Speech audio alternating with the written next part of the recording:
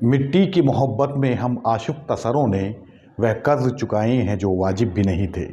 आज़ादी के अमृतकाल के भारत में आपका स्वागत है। पूरे देश में आज़ादी का अमृत महोत्सव मनाया जा रहा है। इस बार स्वतंत्रता दिवस से पहले केंद्र सरकार द्वारा हर घर झंडा अभियान की शुरुआत की गई है। ऐसे में देश को आज़ाद कराने में किरदार निभाने वाले, देश की आज़ादी के लिए शहीद होने वाले महान स्वतंत्रता सेनानियों की कुर्बानी को याद किया जा रहा है। ऐसे में प्रथम स्वतंत्रता संग्राम के योद्धाओं का जिक्र किए बिना आज़ादी का यह अमृत महोत्सव अधूरा लगता है। मेरठ को क्रांतिकारियों की धरती कहा जाता है। 10 मई 1857 जब देश को अंग्रेज़ों के चंगुल से आज़ाद कराने के लिए पहली चिंगारी मेरठ से भड़की थी, जो पूरे देश में फैल गई। क्रांतिकारियों ने मुगल बादशाह बहादुर शाह जफ़र को अपना नेता माना। बहादुर शाह जफ़र 1837 में बादशाह बनाए गए। यह वो दौर था जब देश के अधिकतर इलाकों पर अंग्रेज़ों का कब्जा हो चुका था। जब 10 मई 1857 को क्रांति की चिंगारी भड़की तो सभी विद्रोही सैनिकों और राजा महाराजाओं ने बहादुर शाह जफ़र की अगुवाई में इस लड़ाई को लड़ने का फैसला किया। हालांकि 82 बरस के बूढ़े बहादुर शाह जफ़र की अगुवाई में यह लड़ाई ज़्यादा दिन तक नहीं लड़ी जा सकी। अंग्रेज़ों ने बलपूर्वक इस क्रांति को असफल कर दिया। क्रांति असफल होने के बाद अंग्रेज़ों ने दिल्ली पर फिर से अपना कब्जा कर लिया।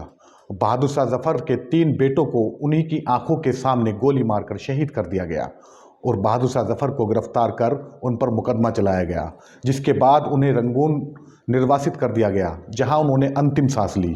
अब जब देश आज़ादी का अमृत महोत्सव मना रहा है, तब मेरठ शहर में नगर निगम की ओर से स्वच्छता अभियान के तहत शहर की प्रमुख दीवारों और चौराहों पर पेंटिंग बनाई गई हैं। इसी क्रम में चौधरी चरण सिंह यूनिवर्सिटी की दीवार पर भी पेंटिंग बनाई गई, जिसमें 1857 के संग्राम में सर्वोच्च बलिदान देने वाले महान क्रांतिकारियों की पेंटिंग बनाई गई हैं। 1857 की क्रांति के संग्राम ने अंग्रेज़ों की चूल्हे हिला दी थी। इतिहास में 1857 का जन विद्रोह हिंदू मुस्लिम एकता का सबसे बड़ा प्रमाण है, लेकिन असामाजिक तत्वों को यही एकता आखरती है। यही कारण है कि चौधरी चरण सिंह यूनिवर्सिटी की दीवार पर बनी बहादुर शाह जफ़र और खान बहादुर खान की पेंटिंग पर असामाजिक तत्वों ने न सिर्फ कालिख पोती, बल्कि उसी दीवार पर लिख दिया, नोट फ्रीडम फाइटर। कई रोज तक इन दोनों महान क्रांतिकारियों की तस्वीर पर कालिख पुती रही, लेकिन प्रशासन का इस ओर ध्यान ही नहीं गया। मेरठ के रंगकर्मी राशिद यूसुफ ने इसकी फोटो ट्विटर पर ट्वीट की, जिसके बाद क्रांतिकारियों की पेंटिंग पर कालिख पुती तस्वीर सोशल मीडिया पर वायरल हुई। तब जाकर प्रशासन का इस ओर ध्यान गया। मेरठ पुलिस ने इस मामले में मेरे ट्वीट पर टिप्पणी करते हुए जानकारी दी। उक्त प्रकरण के संबंध में थाना मेडिकल पर अभियोग पंजीकृत कर आवश्यक वैधानिक कार्यवाही की जा रही है। यह घटना तकरीबन 2 महीने पुरानी है। इस घटना के वक्त जब मैंने मेडिकल थाना के थाना अध्यक्ष संत शरण सिंह से बात की, तो उन्होंने बताया कि इस मामले में बीट कांस्टेबल अशोक कुमार की ओर से अज्ञात लोगों के खिलाफ मुकदमा दर्ज कराया गया है। साथ ही तस्वीर पर जो कालिख पोती गई थी उसे भी हटा दिया गया है।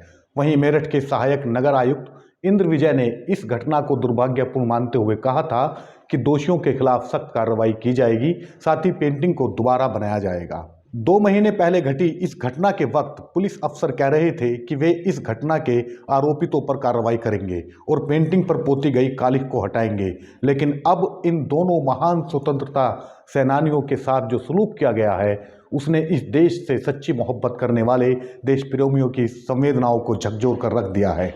इस बार बजाय इस पेंटिंग से कालिख हटाने के पेंटिंग को ही मिटा दिया गया है। इस वीडियो में देखिए, इस बार पूरी पेंटिंग को ही सफ़ेद पेंट से पोतकर छिपा दिया गया। यह शर्मनाक हरकत किसने की, इसकी कोई पुख्ता जानकारी नहीं है। पिछले कुछ वर्षों में इस देश में नाम बदलने की सियासत शुरू हुई है। यह सियासत शहरों के नाम बदलते बदलते जंग आज़ादी के मुजाहिदों की पेंटिंग पर कालिख पोतने और उनका नाम मिटाने तक जा पहुंची।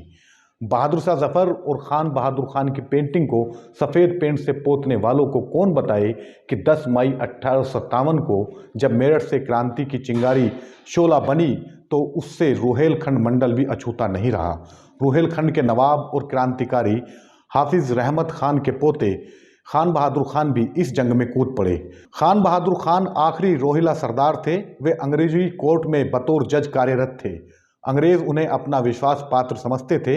इसी विश्वास का फायदा उठाकर उन्होंने अंग्रेजों के खिलाफ जंग आज़ादी के लिए अपने मुंशी शोभाराम की मदद से पैदल सेना तैयार की और अंग्रेजों के खिलाफ मोर्चा खोल दिया। 31 मई 1857 को नाना साहब पेशवा की योजना के अनुसार उन्होंने रोहेलखंड मंडल को अंग्रेजों से आज़ाद करा लिया। हालांकि यह आज़ादी ज़्यादा दिन तक बरकरार नहीं रह सकी। राणा जंग बहादुर ने धोखे से खान बहादुर खान को अंग्रेज़ों के हवाले कर दिया। उन पर मुकदमा चलाया गया और उन्हें यातनाएं दी गईं।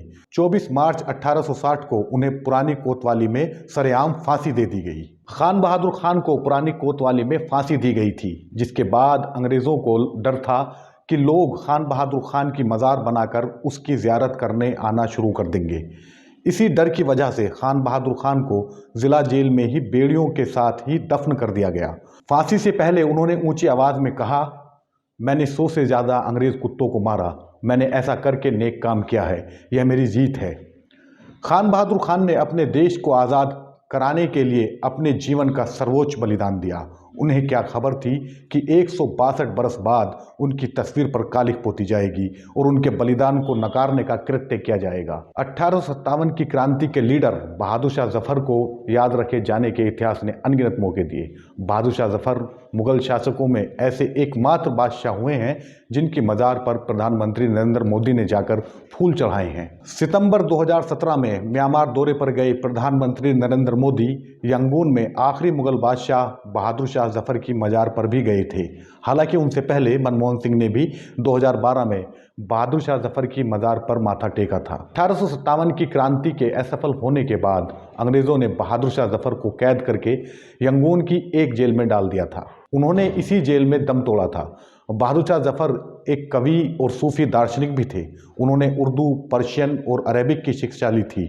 जेल में ही उन्होंने लिखा था, कितना है बदनसीब जफर दफन के लिए, 2 गज ज़मीं भी ना मिल सकी कुएं यार में। यह सिर्फ शायरी नहीं है, बल्कि अपनी माटी से दूर होने का वह दर्द है जिसे बहादुर शाह जफर ने जुबां दी है। उनके दिल में हर वक्त अपने वतन की माटी के लिए तड़प बनी रहती थी। अंग्रेज़ों ने उन्हें देश निकाला दिया तो वह 2 गज ज़मीं की हसरत लिए दुनिया से कूच कर गए, लेकिन ईस्ट इंडिया कंपनी के साथ अपनी जान बख्श देने के लिए कोई समझौता नहीं किया। उर्दू जानने वाले एक अंग्रेज पुलिस अफसर फिलिप ने गिरफ्तार बादशाह हिंद बहादुर शाह जफर पर तंज कसते हुए एक शेर कहा था, दमदमे में दम नहीं अब खैर मांगो जान की, ए जफर ठंडी हुई शमशीर हिंदुस्तान की। बहादुर शाह जफर ने फौरन जवाब दिया, गाजियों में बू रहेगी जब तलक ईमान की, तख्ते लंदन तक चलेगी तेग हिंदुस्तान की। बहादुर शाह जफर द्वारा 1858 में कहा गया यह शेर 1940 में चरितार्थ भी हुआ, जब अमर शहीद ऊधम सिंह ने लंदन जाकर भूतपूर्व अंग्रेज गवर्नर ओडवायर को गोली मार दी। ओडवायर को मारकर ऊधम सिंह ने 1919 के जलियांवाला नरसंहार का बदला लिया था। अपनी सरजमी पर दफन होने के लिए 2 गज ज़मीं की चाहत लिए इस दुनिया से रुखसत हुए बहादुर शाह जफर को दुनिया से रुखसत हुए 160 बरस गुजर गए हैं, लेकिन बहादुर शाह जफर की बहादुरी, उनकी शायरी आज भी लोगों के जहन में जिंदा है। लेकिन अंग्रेज़ों की फूट डालो राज करो की नीति से पैदा होने वाली खरपतवार इस देश की आज़ादी के लिए अपना सर्वोच्च बलिदान देने वाले हर उस बहादुर नाम को मिटाना चाहती है जिसके नाम में जफर है।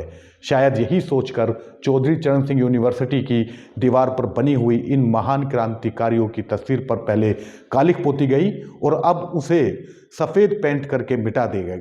इस देश की एकता के दुश्मनों के लिए बहादुर शाह जफर का यह शेर एक चुनौती है। ये चमन यूं ही रहेगा और हज़ारों बुलबुलें अपनी अपनी बोलियां सब बोलकर उड़ जाएंगी।